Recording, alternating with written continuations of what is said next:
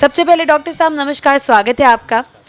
Doctor साहब, braces को लेकर जो है लोगों के मन में बहुत सारे सवाल रहते हैं। अक्सर यही होता है कि बच्चों में टेढ़े मेढ़े दांत दिखते हैं तो सीधा इलाज यही समझा जाता है कि ब्रेसेस लगवा लें।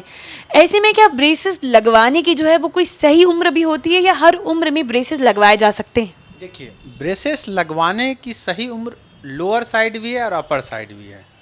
लोअर साइड का मतलब है कि कब लगवाना चाहिए।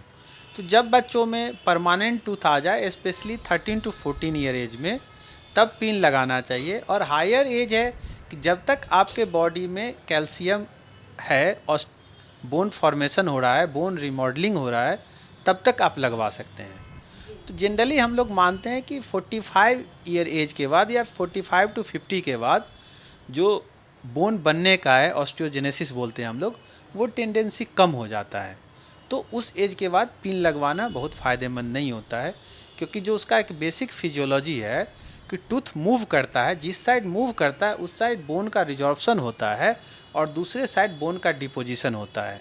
तो ये रिजॉर्प्शन और डिपोजिशन के खेल के बाद टूथ अपने पोजीशन को चेंज करता है और जो हमें एस्थेटिकली भी अच्छा दिखता है और फंक्शनली भी अच्छा दिखता है। तो बेसिक फंक्शन किसी भी टूथ का क्या है कि फॉर्म, फंक्शन एंड एस्थेटिक। हमारा आर्च फॉर्म भी अच्छा हो, जो टूथ का फंक्शन है, मैस्टिकेशन एंड अदर फंक्शन, वो भी ठीक हो, और स्पीच में भी हेल्प करे, क्लियर कट साउंड निकले। क्योंकि बहुत सारा वर्ड है जो टूथ से ही निकलता है, मीन्स जो एयर चेंज करता है वो टूथ के कंट्रोल में ही होता है। तो हमें इसका ध्यान रखना चाहिए। डॉक्टर साहब, अगर किसी के दांत जो हैं वो टेढ़े मेढ़े अगर हैं तो फिर ब्रेसेस लगवाना ही इकलौता इलाज है या ब्रेसेस के अलावा भी इलाज में कोई ऑप्शन है, कोई अन्य ट्रीटमेंट ऑप्शंस अगर हैं तो? इसमें बहुत सारा ट्रीटमेंट ऑप्शन अवेलेबल है। ऑर्थो में पिन लगाने से पहले हम लोग एक ऑर्थोपेडिक अप्लायंस का बात करते हैं। जैसे जो टूथ का पिन लगाते हैं उसमें करते क्या है हम लोग कि टूथ के पोजीशन को चेंज करते हैं, लेकिन जॉ के पोजीशन को हम चेंज नहीं कर सकते। जो जॉ बोन है उसमें कोई बहुत बड़ा रिमॉडलिंग नहीं कर सकते। तो जब बच्चों का मिक्स डेंटिशन पीरियड होता है, स्पेशली 11 ईयर ऑफ एज और 10 ईयर ऑफ एज, उस समय आप देखेंगे कि मिक्स डेंटिशन पीरियड में हम लोग ऑर्थोपेडिक अप्लायंस दे पाते हैं, जिसको ट्रेनर बोलते हैं। ट्रेनर से क्या होता है कि ये जॉ का ही मूवमेंट हो जाता है। तो जो हम लोग टूथ के मूवमेंट से कैमोफ्लेज करते हैं, ओनली चेंज करते हैं, तो ये प्रॉपर जॉ का ग्रोथ हो जाता है। मैं 13-14 एज या 10-12 क्यों बोल रहा हूँ कि बच्चों में एक ग्रोथ स्पर्ट होता है। आप देखेंगे कि बच्चों में एक पर्टिकुलर एज में ग्रोथ बहुत ज़्यादा होता है, फिर ग्रोथ स्लो हो जाता है, फिर ग्रोथ तेज होता है।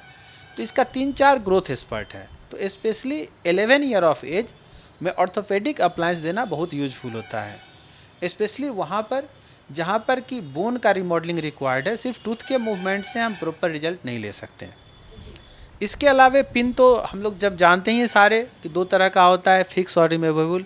फिक्स में भी कई तरह का ऑप्शन अब अवेलेबल हो गया। पहले जैसे सिर्फ स्टेनलेस स्टील ब्रैकेट लगता था, अब स्टेनलेस स्टील के साथ सिरेमिक ब्रैकेट का भी ऑप्शन आ गया है, जो टूथ के कलर को मैच कराता है एंड अच्छा होता है। इसके अलावा भी अभी नया एलाइनर का एक कॉन्सेप्ट आया है। एलाइनर क्या होता है कि ये एक तरह से जैसे आपका हमने टूथ का हमेशा मॉडल बनाते हैं, कास्ट लेते हैं, जो हमें रिप्रेजेंट करता है कि अभी आपके दांतों का स्टेटस क्या है। और एलाइनर क्या करता है, उसको कंप्यूटर से सेक्शन करता है सॉफ्टवेयर से, और वो टूथ के पोजीशन को टाइम टू टाइम डिवाइड करता है, उसके अनुसार अप्लायंस बना के देता है हमें एलाइनर।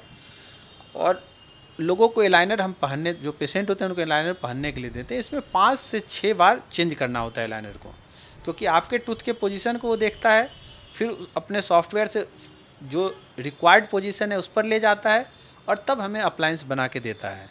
तो इसलिए हमें वो मिक्स एंड मैच कराना होता है कि कब कब चाहिए। तो जनरली 5 से 6 स्टेप में हम लोग टूथ को एलाइन कर पाते हैं, और उसका नाम एलाइनर है।